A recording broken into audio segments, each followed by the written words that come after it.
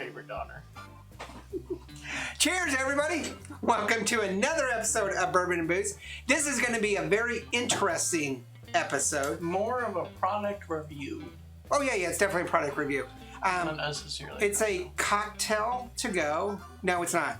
It's a cocktail kit. Kit to go. So, unlike last week, which was a CTG, a cocktail to go, which was everything in one thing, and you didn't have to have anything other than that.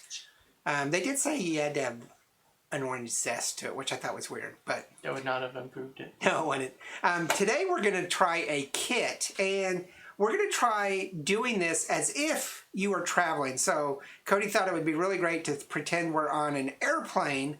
Which is where I got this. I got it in an airport. So we were waiting for a flight. I don't remember. You know, on the airplanes, you can usually order, not domestic for short flights, but maybe you can. I don't do short flights, but you can almost always order a bourbon or can you? Alcohol. I thought on like less than 3-hour flights you couldn't order alcohol or something. They don't like advertise it, but I think you can call them up and be like, "I want to do this," and it's going to be stupidly I got to expensive. get a list going because that would be another really great cocktail, great sit down live stream podcast is about the air industry and cocktails and drinking and that whole thing, because that's a political and kind of a weird thing that they're doing. Because sometimes airlines can skate around the rules if they're flying over most. No. About how they won't sell you alcohol. Or I used to always bring my own, and now you that's can't bring your own. You used to be able to. You used to, but now you can't. You have to buy it from them, and it's all weird and something. And they say because of certain things that would be great. So we need to write that down. And that's hopefully we're gonna have to research. Hopefully you'll be seeing our live stream podcast really quickly.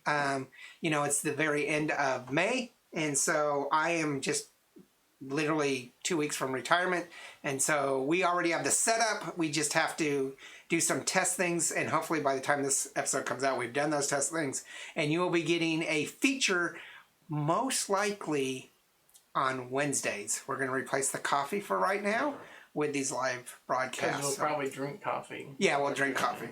But they will be audio and video podcasts. But let's get down to this. Pretend you're flying. You want a old-fashioned on the flight, but this is all you get. Jim Beam or Wild Turkey, maybe. Yeah, I've seen Wild Turkey. I've seen Jack. I've seen Jim. I've seen Makers. I've seen but Makers is Woodford Reserve is very popular. All of those are. You want to go with Jack or Jim Beam on a flight because there's no point in paying $52 for something like this. They're all the same price. Not on a flight. They're ridiculously priced. Yeah, but it doesn't matter what you're getting. Whether you're getting a Glenlivet or a Jack Daniels. Oh, no, they price them differently. Yeah, I looked at the pricing sheets. You're weird. All right, so you want a cocktail, but you don't have the ability on the flight because this is all they're going to give you. They're going to give you this and 2 plastic glasses and some ice. So Cody found in a store these cocktail kits. Seattle? I don't know. I don't remember where. Now, just FYI, I don't remember with who. They are ridiculously expensive. It was $10 to $20. I think it was $20. It was something outrageous I'd never want to buy again, but I would certainly buy it for the first time, see how it's made, and make it again from home. And it looks like I've looked in it, and you can do that. It looks like it only makes 2 cocktails, but they're cool. They're in these little secret type boxes. This is an old Mentos. This is an old-fashioned. They had some gin drinks. They had other whiskey drinks. Yeah, they had a lot. Yeah. It was actually a nice selection. It was like 4 or 5 different cocktails. I will say we haven't tasted these at all. Nope. But I will tell you, whoever came up with this idea and was able to market them in airports was brilliant. Yeah, especially if it turns out remotely good, which from what I've seen inside should be perfectly fine. I'm about ready to fly to Seattle and then back to the UK and then back to the UK and then to Ireland and then to the Mideast. So I'm about ready to do a whole slew of trips, and if this turns out to be really good, I might have to order these online. And the only thing in here that you would have to worry about with airport security is the bitters. And it's not a bitters powder. It's actually... Let's just open it up and show it. Oh, yeah. So it comes with a little card, a recipe card. And we'll follow their recipe. Yeah. And it comes with this little bottle of bitters. Which security's not going to care. It's under 3 ounces. Yeah. And because it's bitters, it's technically has alcohol content, but it's probably under like the essential oil type crap. It's got your 2 sugar cubes. So they're really not going to care. 2 sugar cubes and 2 packs. And this little spoon. Yep. This... For muddling, because we have to muddle. So this reminds me of a military MRE. It's a military... Oh, yeah. MRE cocktail. Everything ready to go besides the main ingredient, which is bourbon. Okay. So let's go ahead and follow this recipe.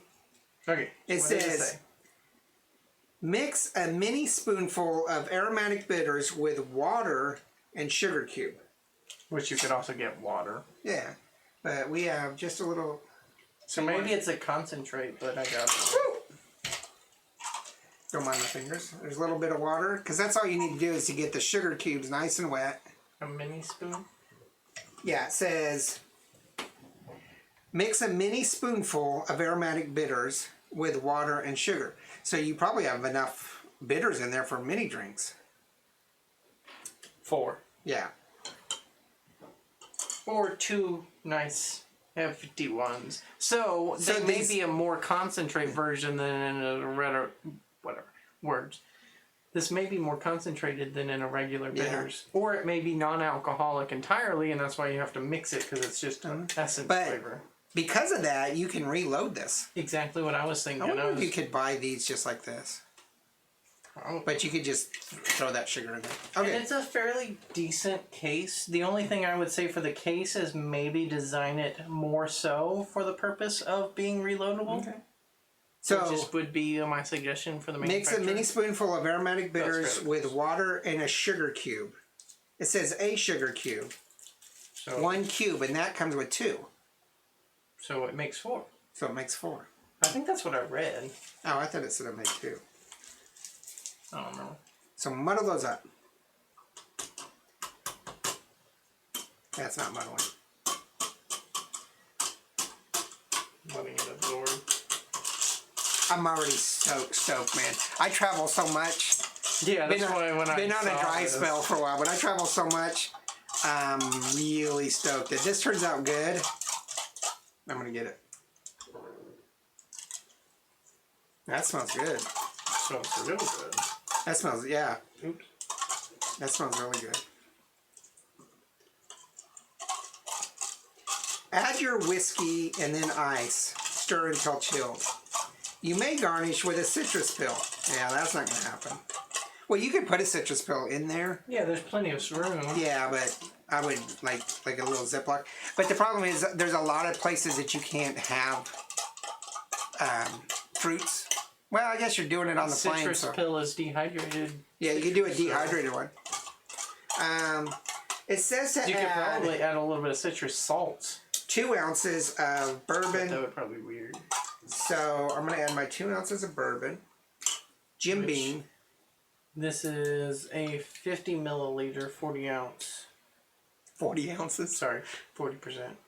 50 milliliter, which is actually 2 ounces, isn't it?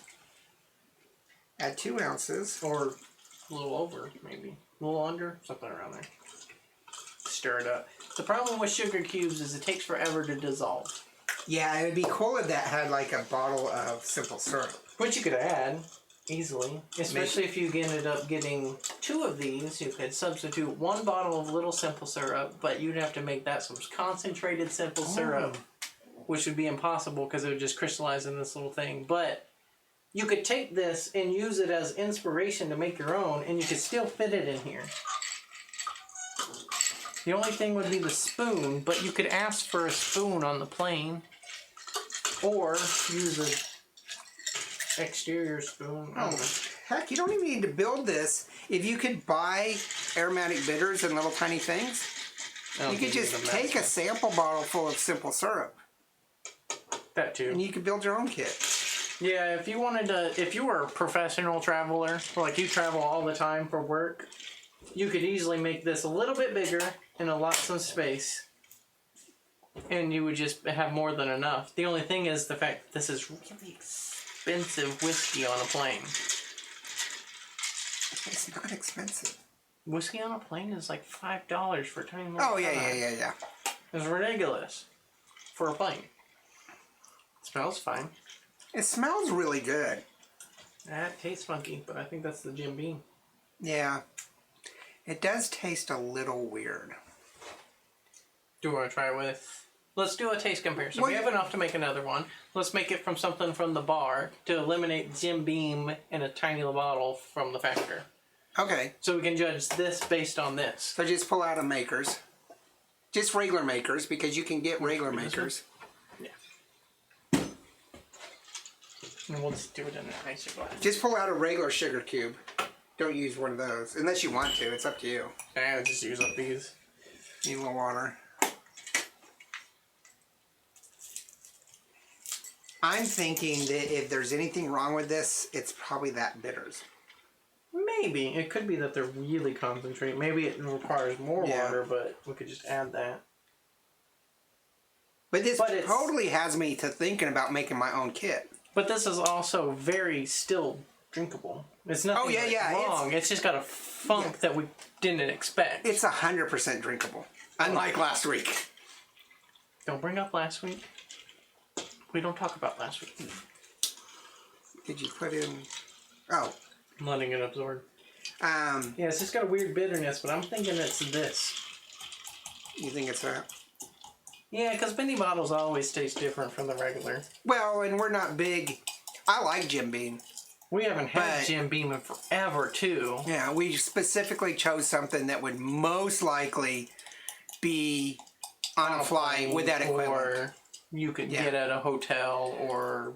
Currently, anywhere. I've seen a lot of Woodford Reserve and Makers. I don't usually look at it because I know I'm not going to spend that much. Yeah, Clarissa, my wife, Clarissa and I, we always do. Good thing we have this.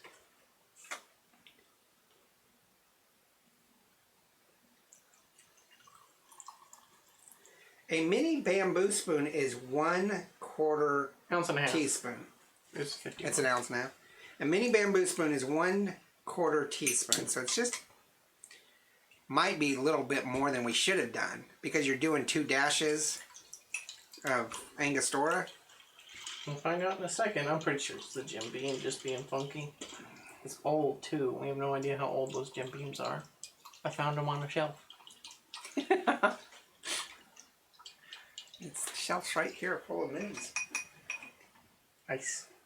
Or just takes it like this. Yeah, you gotta have the full. Oh, that needs one more. Yeah. That hasn't been out for 3 weeks. I said that hasn't been out for 3 weeks. No, it's been out just since the last episode that we didn't record 5 minutes ago.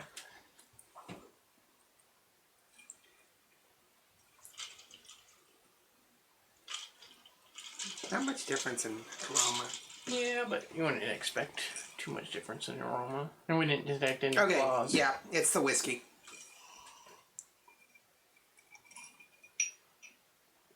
Most assuredly. Yeah. This is really, really good. This is drinkable. Oh yeah, this is perfectly fine. It just wasn't... This is good. So if you're on a flight that's got... This would be a reasonably bad old-fashioned. Yeah. Still drinkable. You'd still like, drinkable. I would never get it here again, but still get it there because you don't want any other fruity drinks there or whatever. And to be 100% honest, and we'll probably have this on the podcast. I got to write this down as soon as we're done here. I truly think that you get a cocktail on the flight to help ease the tension of being cramped and being confined and trying to just take some of that anxiety off. You're not there to have a high-class cocktail and enjoy. No, unless you're in first class, which you know. Would be getting from the... You got Jeeves bringing you everything. Yeah. Salt Bay giving you steak in first class. Yeah. But, yeah, because even if you're not afraid of flying, in general, or any safety concerns, there's just too many people on planes these days. No matter how much of a socialite you are, a plane flight is never a fun experience if you're in coach or at the back of the plane, which is usually me. This, I think, getting 4 cocktails out of it at $20, that's $5 a cocktail. Oh, well, but you still have to buy this. So this is $5 or whatever you said on the flight. $10. You go to any bar and ask for an old fashioned, you're paying $10 or more. Yeah. So especially now. Nap changes my opinion of this. I think this is. I think it's fairly reasonable to have, especially if you get it the first time, say on your first flight, you test it out, and you start doing like we did immediately, and be like, I can improve this, I can do this, I can do that, I can add these little things. All inside this small space. Yeah. If you have access to a 3D printer that is running, or aren't lazy like me, you could easily 3D print an insert to put, say, a couple of bottles, an extendable spoon, different sugar cubes, different bitters. You could make your own cocktail to go. I think I definitely am going to create my own, and I might purchase these little bottles or see if you can actually get bitters online, but buying bitters and doing this and creating my own kits is a way to go. I never thought about that until I saw this. Which is part of the reason that I bought it. I was like, I know we're not going to be perfectly satisfied with this kit when I bought it. Mm-hmm. I hadn't even opened it. I had no clue how it was going to be. We were figuring it may have been powder for bitters. When we opened it after I got home, I was like, oh, it's liquid. That's perfect. Yeah. This is the perfect little to-go container. Hell, you could even make it where you have your short flight and then a bigger long flight. I think that I'm going to buy some 1-ounce bottles and put simple syrup in it just to make it a little bit easier to make on the flight. But I might start making my kits. I got just a couple more weeks before our flight and come up with kits. Bottles. Your dropper bottles would be perfect. Yeah. Something exactly like this, because then you don't have to worry about pouring it on a possibly turbulent flight. You just hold it straight, squirt, done. Way to go. Same with bitters. Because, there's not much difference between a dash and a simple squirt. You are brilliant. You just put the bitters in one of these. And you just need to get a little smaller so you can more easily fit it with more variety. It's kind of genius. What? Because if you just do this, it's only going to be this. Yeah. You're going to get a simple syrup and bitters. a bitters. Which is all you need. But if you get a smaller one, you could have multiple bitters, multiple simple syrups. True. And they could still fit in something similarly sized. I'm going to look on Amazon, and then my good buddy Cody, who has a 3D printer, or even little spritzers, and you could have that building me a box for him. I hate building boxes. Oh, I could do 3D printer if I ever get it working again. All right. Tell us what you think about your kits. Man. Have you tried this kit? Have you traveled with this kit? Have you made cocktails on a plane? Or has anybody freaked you out, or have they sat next to you and said, hey, can I have one? Can I have one? I'll give you $5. Did you become a bartender on the plane? Well, and the most important thing is, have you found more economically affordable ones on Amazon? Because when we looked, it was a little bit more sparse. Yeah. It has been a bit, like a year almost. I'm going to look as soon as this is over. But if you have a recommended kit that you can readily order online, put it in the comment section. Yeah, please leave those in the comments. Know. I'm excited about this episode. Hopefully you're excited about this episode. So leave those comments below. Let's just flood those comments, because this is something that really excites me about coming up with and creating. And why did it take us so long to do this episode? I don't know. Because I've had it for so long. Yeah. This is awesome. So let us know. It is Friday, so I hope you have a great weekend. I believe next weekend is going to be something a little bit special for you. It is Memorial Day weekend, so we will be coming up with a great cocktail to have a toast to remember all of our fellow soldiers. I was a soldier. I was a Navy seaman. Not a seaman, I was a corpsman. Seaman's a different rank. They don't do anything. If you were a seaman out there, sorry. But just throwing shade. Yeah.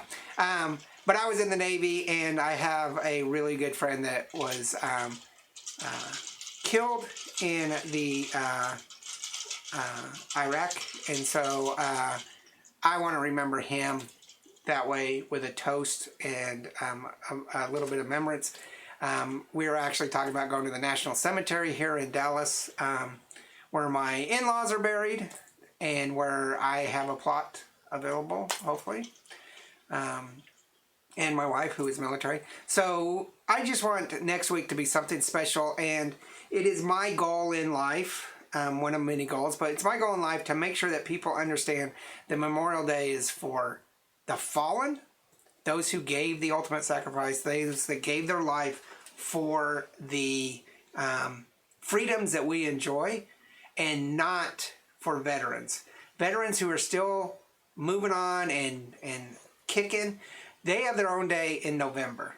And so when you thank a serviceman for their service during Memorial Day, I know it's just a thing, but it kind of irritates me because that means you don't understand what Memorial Day is about. It maybe is more sorry for your loss. Yes.